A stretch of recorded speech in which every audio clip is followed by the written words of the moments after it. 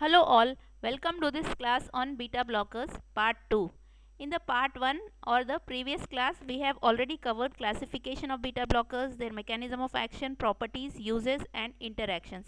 In this part 2 class we are going to cover adverse effects, selective beta 1 blockers, beta blockers with important features and beta blockers with additional vasodilatory effect.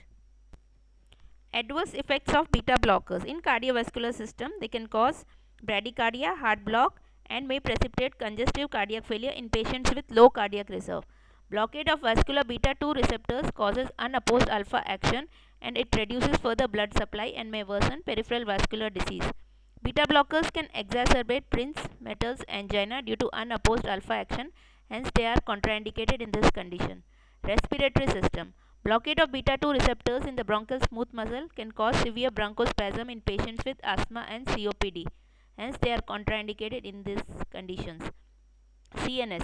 Sleep disturbances, hallucinations, fatigue, and they can cause mental depression.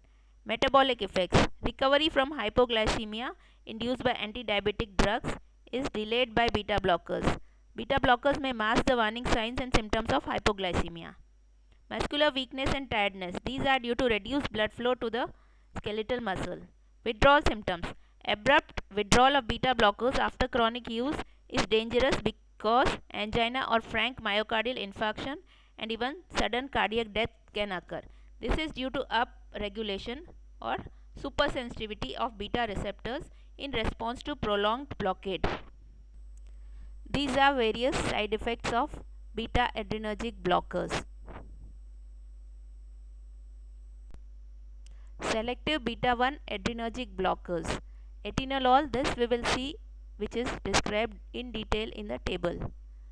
Now esmolol. Esmolol is administered intravenously. Its half-life is about 10 minutes. It has no membrane stabilizing activity, no intrinsic sympathomimetic activity. It is a selective beta 1 blocker and has a short duration of action. Uses of esmolol. It is used to rapidly control ventricular rate in supraventricular arrhythmias. It is useful in hypertensive emergencies. Now let us learn about beta blockers with some important features. Propranolol. It has no intrinsic sympathomimetic activity. It has a good amount of membrane stabilizing activity. Its lipid solubility is high. It can be given by oral and intravenous route. Daily dose is 20 to 40 milligrams. Timolol. It has moderate lipid solubility. It can be given by oral and topical route in the form of eye drops.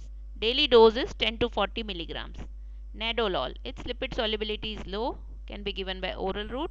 Daily dose is 20 to 160 milligrams. Pindolol. It has a reasonable amount of intrinsic sympathomimetic activity. It has membrane stabilizing activity. Low lipid solubility. Can be given by oral route. Daily dose is 10 to 60 milligrams. Atenolol. Low lipid solubility by oral route and daily dose is 25 to 200 milligrams. Acebutolol, it has some amount of intrinsic sympathomimetic activity. Lipid solubility is low, can be given by oral and IV route. Daily dose is 200 to 1000 milligrams. Esmolol, it has low lipid solubility. It is given by intravenous route. Daily dose is 0.5 milligrams per kilogram stat and 0.05 to 2 milligrams per kilogram per minute infusion. Beta blockers with important features. Metoprolol, some amount of membrane stabilizing activity, moderate lipid solubility, oral and IV routes, 50 to 200 milligrams, that is the daily dose. Bisoprolol, low lipid solubility, can be given by oral route, 2.5 to 10 milligram is the daily dose. Labetalol, a small amount of intrinsic sympathomimetic activity, small amount of MSA, that is the membrane stabilizing activity, low lipid solubility, can be given by oral and IV routes. Daily dose is 200 to 1000 milligrams. Carvedilol, it has a reasonable amount of membrane stabilizing activity, moderate lipid solubility, can be given by oral route. Daily dose is 12.5 to 100 milligrams. Celiprolol, a small amount of intrinsic sympathomimetic activity, low lipid solubility, can be given by oral route. Daily dose is 200 to 500 milligrams. Betaxolol, moderate lipid solubility, can be given by oral route. 10 to 40 milligram is the daily dose.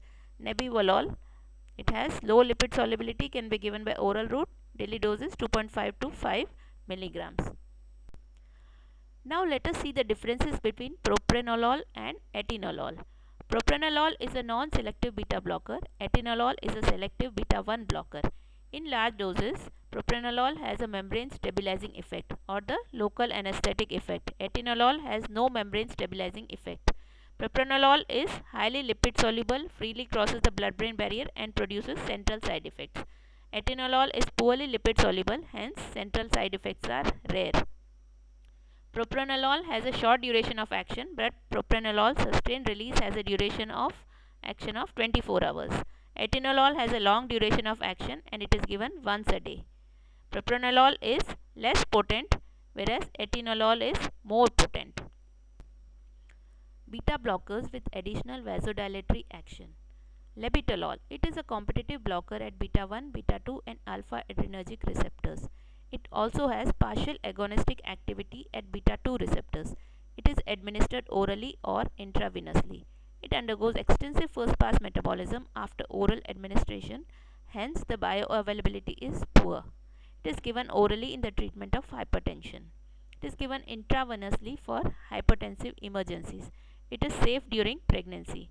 Important adverse effects. It causes postural hypotension and hepatotoxicity. Carvedilol. Like labetalol, it also blocks beta 1, beta 2 and alpha adrenergic receptors.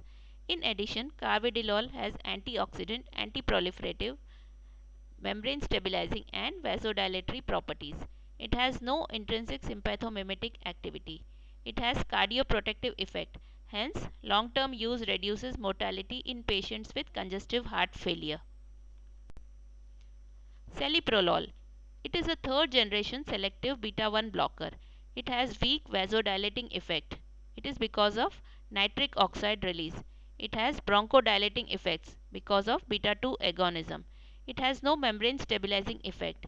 It is effective in the treatment of hypertension and angina. Nebivolol. It is a third generation selective beta 1 blocker.